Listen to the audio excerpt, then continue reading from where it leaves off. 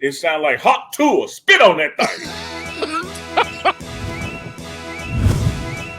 We get into some Colorado actual football right now. We see these guys working out. Also, we saw you talking to Warren Sapp, and I think that was one of the best episodes on Wednesdays with Warren, and he addressed the defensive line and how they were handling jumping off sides and stuff. What did you think about what he said on that? What did you take from it?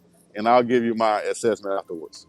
I thought it was just real, man. You know, Coach Sapp and I, we sit down on Wednesdays and we just have a heart-to-heart conversation.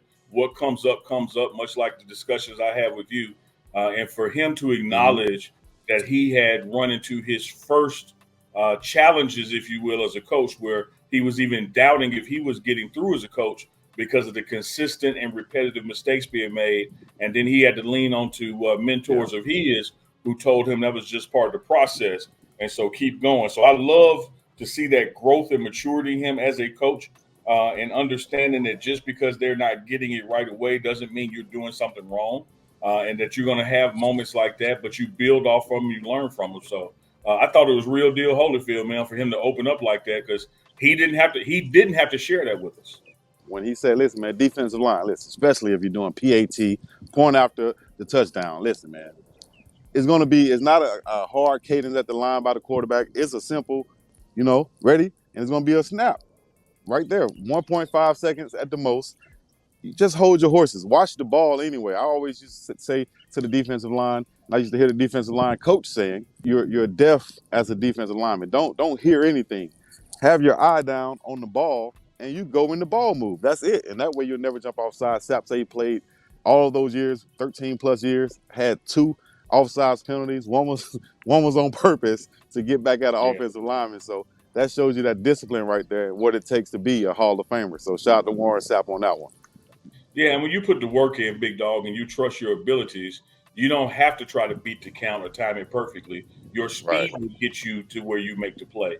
A lot of guys who have doubt on their ability and technique, they're trying to beat the ball or go right at the ball to make up for that. But when you put the work in and you trust your ability, you can wait and watch the ball move.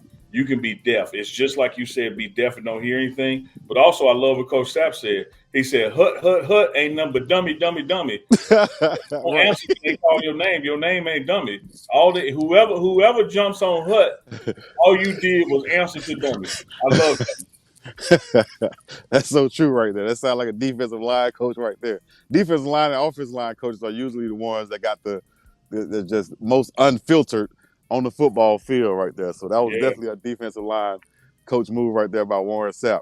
So I'm excited to see that. But I will say this, urge all defensive linemen, dog, anybody on the team, if you got Coach Sapp over here coaching up someone that's in your position group, dog, listen. You feel me? Go listen. Go find out. Go stand behind him. He talking to this guy, but shoot, he talking to me too. Yeah. I'm not in right now. I'm listening to what he's saying. This Warren Sapp. What am I doing? If he tell him to not to jump off sides, I'll be dang, or I'll be darn, should I say. If I'm gonna go outside, I'm gonna go up there and I'm gonna jump off sides. That's gonna be the one thing you're not gonna catch me doing if I just heard my coach tell the next man not to do it, dog. Come on now. Let me tell you something, Chico.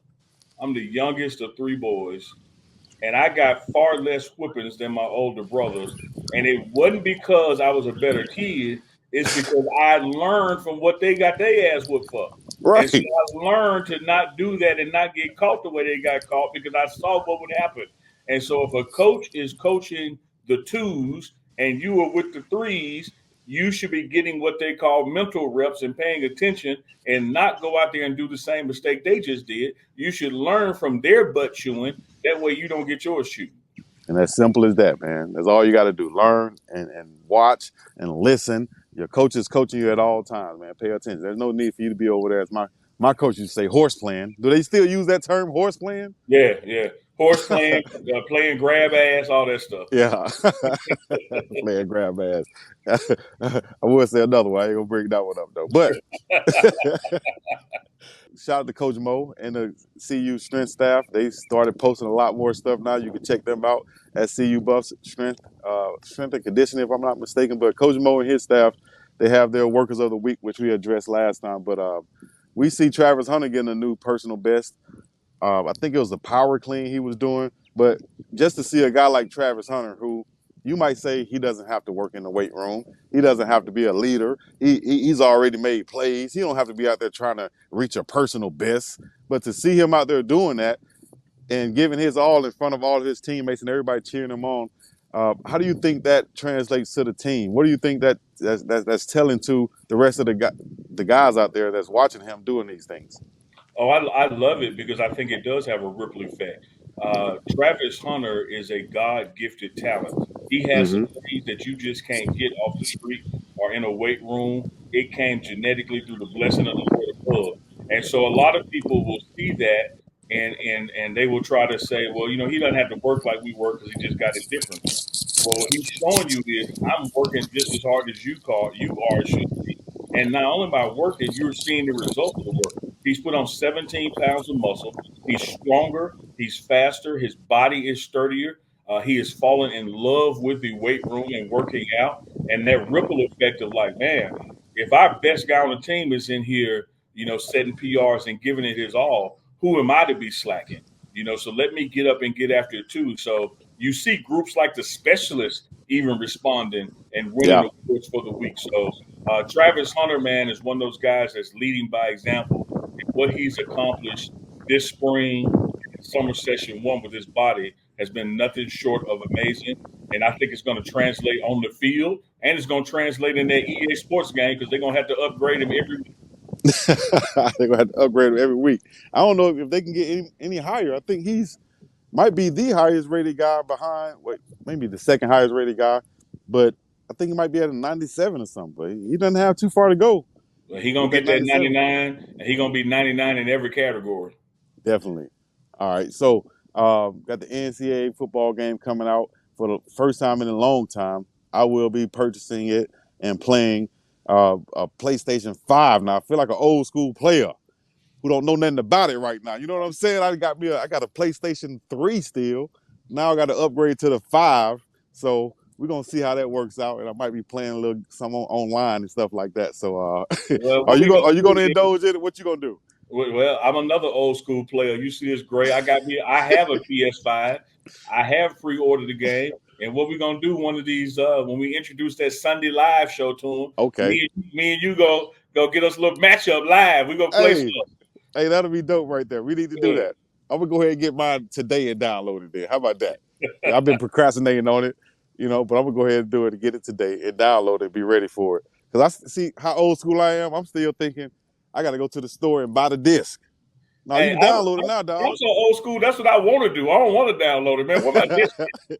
I need my tangible disc, right? I need it in my Yeah. hand, right? Yeah. So I'll be looking forward to playing that. Hey, Looking forward Chico, to playing. I'm 53, dog. I've been like that with everything. I remember a couple of jobs ago, I was the last person to sign up for direct deposit. Man, I want my check in my hand. Man. What y'all talk about some deposit, man? Deposit, yeah. Put my money in my hand, man.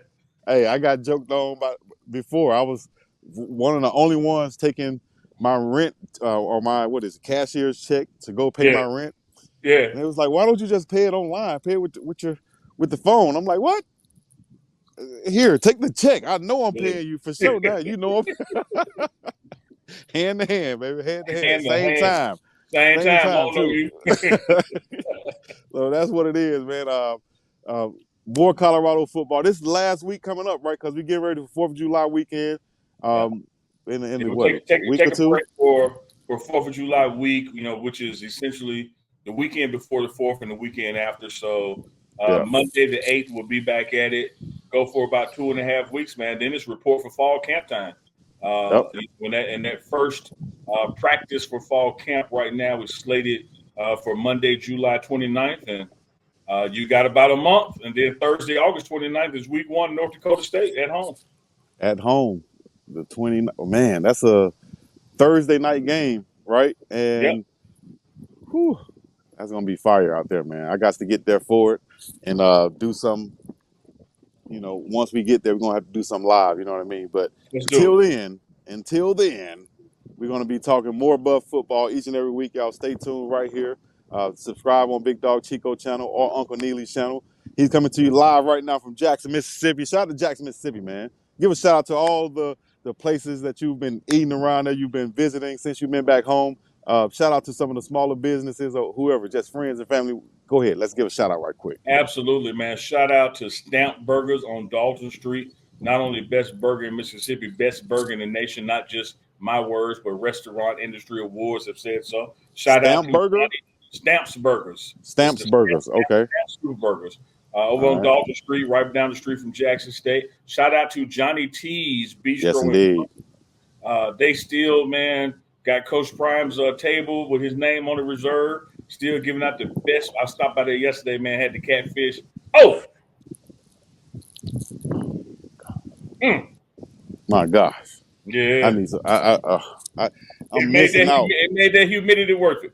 Hey, you see how beautiful Hawaii is, right? But Yeah, the one thing that you would miss out here is, if you're from the South, is that great Southern home cooked soul food, man. They got a couple restaurants out here, but you know how restaurants are. They kind of make it bland so that it can fit everybody. Everybody can like it. No, yeah. dog. I need some collard greens, some cornbread, some black eyed peas, some real macaroni and cheese. I need Real macaroni and cheese. You feel me? Some good old baked chicken. You understand me? I'm not even gonna get into the pork chops and nothing like that, though. I'll let y'all have those. But everything else, I'm talking about that mac and cheese where you getting ready to scoop it. It sounds like hot Tuah. Spit on that thing. Hey man, we out of here. We appreciate y'all joining. Hey, I did research for 2 days trying to find this recruit named Hawk Tuah Sakapaloa. I'm like, I never heard of him out here, dog. Who the hell is Hawk Tuah they talking about? And then I see this girl. She's man, and she sounded like she was from Alabama too, man. But hey, shouts out to her, dog. Hey, I'm gonna leave it on that, man. We're gonna be up out of here, man. Shout out to you guys from Honolulu, Hawaii. I appreciate y'all joining in. Once again, another show, Uncle Chico, episode 5. Y'all know what to do, man. Hit the like, subscribe, comment, all the other good stuff. We're gonna be up and about this thing. Peace in the Middle East. Yeah. Peace. Hawk Tuah. Spit on it. First half was a little sloppy that first quarter. Had some uncharacteristic penalties, both sides of the ball. The defense really stepped up in that second quarter, got us back in the game. We got the ball first because we deferred. If we score on this drive, when we score on this drive, ball game over, they're going to fold.